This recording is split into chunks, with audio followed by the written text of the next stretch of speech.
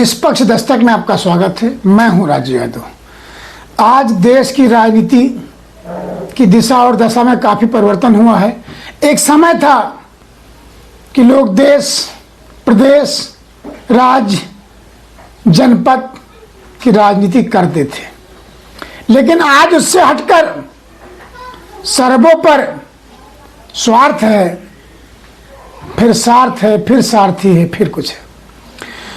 यही कारण है कि आज विपक्ष कारगर रणनीति के अभाव से ग्रस्त होकर चुनाव मैदान में है। और जब तक आपके पास कोई रणनीति नहीं होती है तो युद्ध का मजा नहीं आता है। कहावत है, अधजल गगरी छलकत जाए, आधा ज्ञान खतरनाक होता है। वही हाल है। अनुभव के अभाव में सब चीजें संभव नहीं होती हैं, और आज स्थिति यही है कि अनुभव का अभाव है। विपक्ष दल को याद रखना होगा कि अतीत में जब भी विपक्ष सरकार हटाने में सफल हुई है, तब भी उसने अपने विरोध को एक नीति, एक दिशा में केंद्रित रखा है। विपक्ष को यह याद रखना पड़ेगा। आज जिससे विपक्ष का मुकाबला है, उसके पास मोदी जैसा, अमित शाह जैसा रणनीतिकार है। उसके पीछे आरएसएस जैसा संगठन है जो कुर्ता पजामा पहनकर ठसक नहीं दिखाता है, गांव गरीब परिवार में जाकर उनके लिए काम करता है, उनसे अपनी बात करता है। मोदी की पार्टी का अर्थात भाजपा का एनडीए गठबंधन से अलग उसका अपना नेतृत्व है, और ऐसा नहीं उनके काम नहीं होते, उनके काम भी सत्ता से ज्यादा होते हैं। उनकी भाषा अलग होती है, उनकी सोच अलग होती है, उनके कार्य करने का तरीका होता है। आज आरएसएस के लोग, भाजपा संगठन के लोग किसी गांव, किसी घर परिवार जाते हैं, वहीं रुकते हैं, वहीं खाते हैं और उन्हीं का खाते हैं और उन्हीं को अपना बनाकर चले आते हैं। वहीं बाकी दल एसयूवी से जाते हैं, कुर्ते की क्रच न बिगड़े इसलिए उनकी चारपाई पर नहीं बैठते हैं। यही रीजन है कि सत्ता दल का भविष्य दिखता है।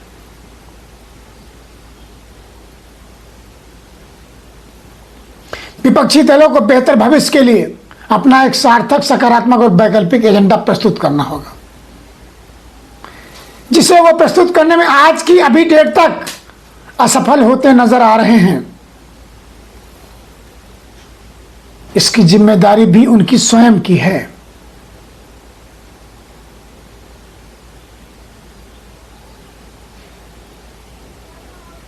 दुनिया में तीसरी सबसे बड़ी आर्थिक अर्थव्यवस्था बनाने का दावा प्रधानमंत्री मोदी कर रहे हैं।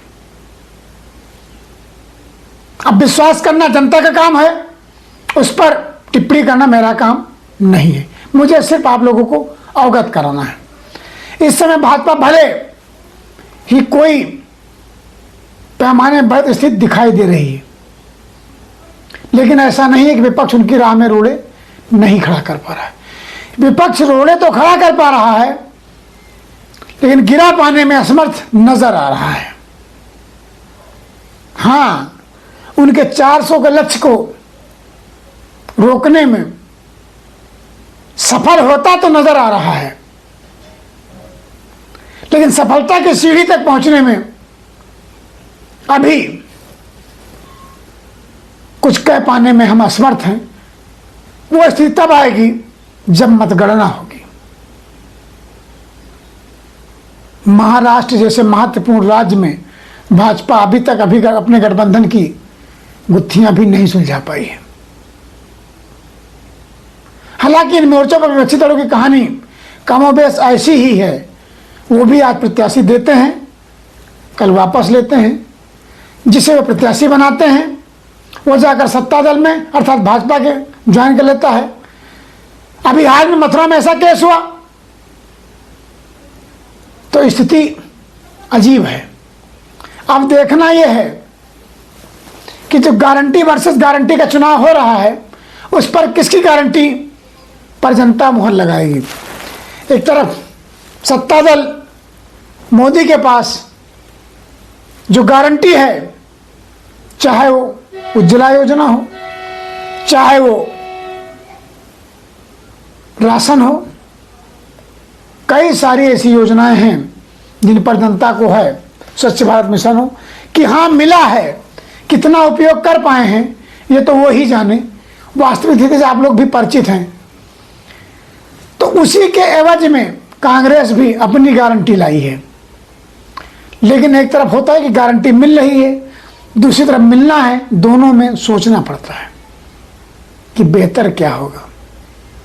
इससे लगता है क्या जनता को कि हाथ बदलेगा हालात, ये तो वक्त ही तय करेगा हाथ कितना हालात बदलता है।